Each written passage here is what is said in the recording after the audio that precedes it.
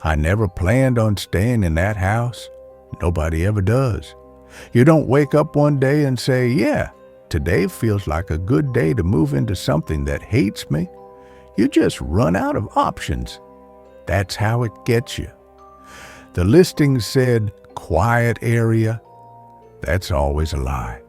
The house sat at the end of a dead road, trees packed so tight around it they blocked most of the sky. Paint peeling, porch sagging a little like it was tired of holding itself up. The kind of place that smells old even before you open the door. The landlord didn't walk me inside, just handed me the keys and said, "If you hear walking at night, ignore it." He laughed like it was a joke. I should have asked questions. I didn't. Inside, the air felt heavy. Not dusty, not stale, just thick, like it didn't move much. Every sound echoed wrong. My footsteps sounded a half-second late, like the house needed time to react to me. First night, I slept with all the lights on. Didn't help. At exactly 1:11 a.m., something walked upstairs. Slow steps, 1 foot at a time.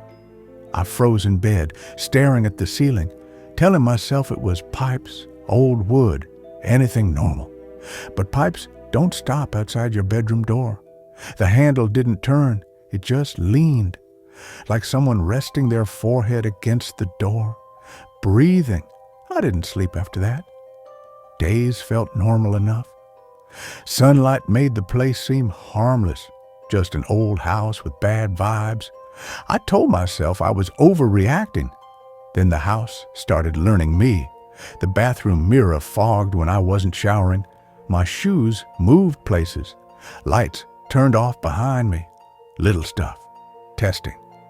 One afternoon, I found a door in the hallway I hadn't noticed before, just there between the closet and the bathroom. Same paint, same handle. I don't miss doors. I opened it. There was nothing inside, just darkness, no walls, no floor, like the room hadn't loaded yet. I shut it fast. That night, I dreamed of standing in that doorway, hearing my own voice whisper from inside, "Come in already." After that, the sounds changed. No more footsteps. Now it sounded like someone crawling through the walls, fingernails dragging, slow, patient, like it had all the time in the world. I tried music. Didn't work. The house hummed under it. I tried sleeping on the couch. Big mistake. Something sat on the other end around 3 a.m. I felt the cushion dip, smelled cold air and rot, like old basements and wet dirt. I didn't look. That's another rule you don't know until it's too late. Don't look. Morning came, but the house didn't reset. The shadows stayed long. Corners stayed dark even with lights on. My phone stopped working inside. Full signal outside. Nothing in the house. That's when I realized something was wrong with the windows. They showed the house, not outside. Every window reflected rooms that didn't match where they should be. The kitchen window showed a bedroom. The bedroom window showed stairs going down. I live in a one-story house. I called a friend, told him everything, tried to laugh it off.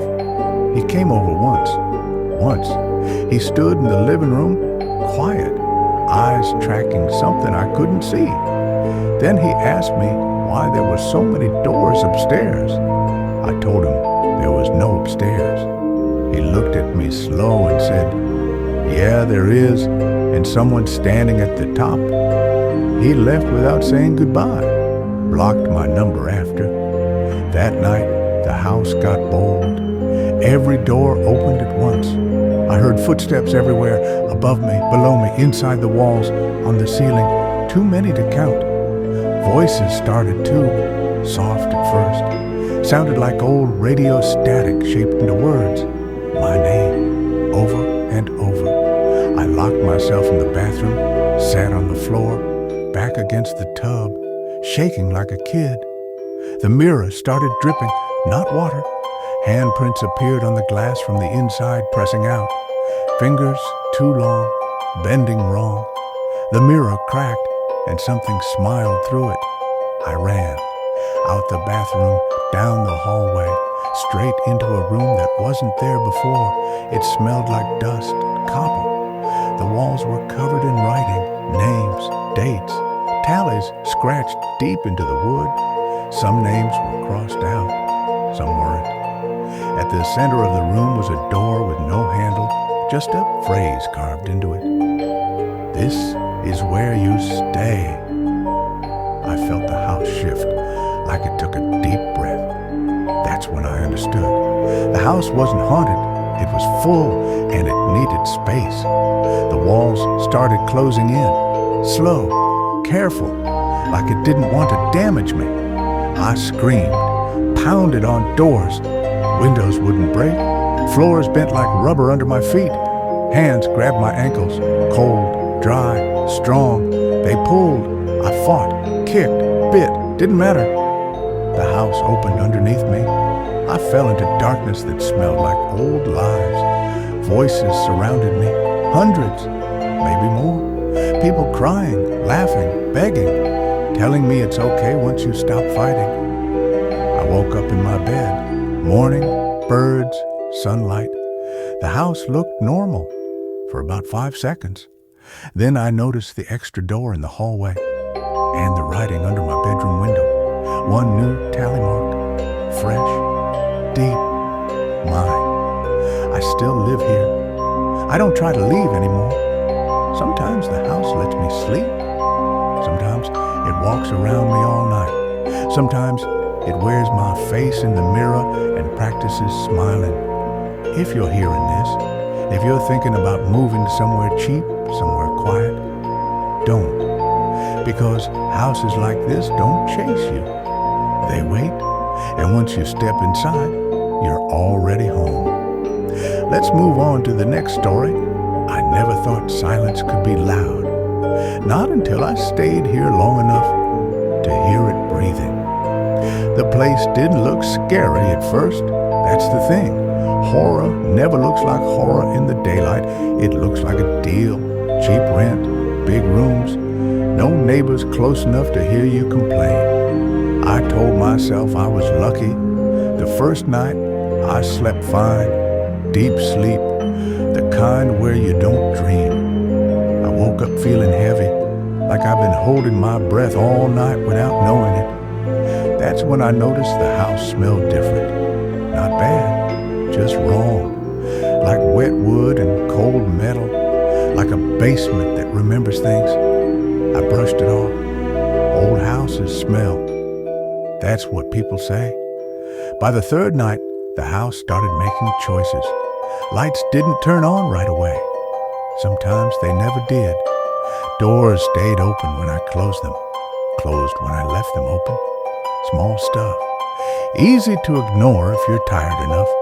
I was tired all the time. One night, I heard someone whisper my name from the kitchen, soft, almost polite. I answered without thinking, "Yeah?" The whisper stopped. That's when the house learned my voice. After that, it started copying me. I'd cough, and a second later, I'd hear the same cough come from another room. I'd clear my throat, and the walls would clear theirs back. I laughed the first time, nervous laugh, the kind you do when you don't want to admit you're scared. I stopped laughing pretty quick. I started locking my bedroom door at night. Didn't help. The knob would turn slow, real careful, like whoever was on the other side didn't want to wake me. Sometimes it stopped. Sometimes it didn't. I stopped checking the time because it was always the same when things got bad. Didn't matter if I fell asleep early or late. Didn't matter if I stayed up. When the house wanted my attention, it took it. I tried inviting people over. The house hated that. My cousin came by once, sat on the couch, wouldn't stop looking at the ceiling. "You got people upstairs?" he asked. I told him no. He nodded like he didn't believe me, like he didn't want to. He left early, said he felt sick, threw up in my yard before he got in his car. He won't answer my calls now. After a while, the house stopped pretending. Footsteps became pacing, slow circles around my room. The walls started knocking back when I knocked on them. 3 taps, always 3. One night, I woke up to someone sitting on my bed. The mattress dipped, springs creaked, cold pressed into my legs. I didn't move, didn't breathe. A voice leaned close to my ear and whispered, "You take up a lot of space." I slept in my car after that. Didn't help. The house followed me in my dreams. Same rooms, same halls, same feeling of being watched from inside my own head. Every dream ended the same way. Me standing in front of a door that looked like my bedroom door, hearing myself beg from the other side to be let out. I started seeing things when I was awake too. My reflection blinking when I didn't, smiling when I was tired, looking relieved when I was scared. The mirrors were the worst. They showed me staying. One night, the power went out. Whole house went dark at once. No warning, no storm. I sat in the living room, flashlight shaking in my hand, listening. That's when I heard it. Not footsteps, breathing, all around me, inside the walls, under the floor, above the ceiling, like the house was full of lungs. The flashlight flickered, and for a second I saw shapes pressed against the walls. Faces, arms, bodies stacked like they were part of the structure. The light went out. Something grabbed my wrist, cold, dry, strong, and it said in my own voice, "We've been waiting." I woke up on the floor, morning light through the windows, no marks on my wrist, but the house felt different, satisfied. I tried leaving for real after that, packed my stuff, threw it in my car, didn't look back. I drove for hours, same road, same gas station, same dead radio station playing static. The house was there when I stopped, same porch, same peeling paint. My bags were back inside, so was I. I don't fight it anymore. The house lets me eat, lets me sleep sometimes, lets me think I'm still me most days. Other days, I hear it practicing my laugh from another room. If you're hearing this, don't feel bad for me. I'm not alone anymore. The house made sure of that, and it still has room.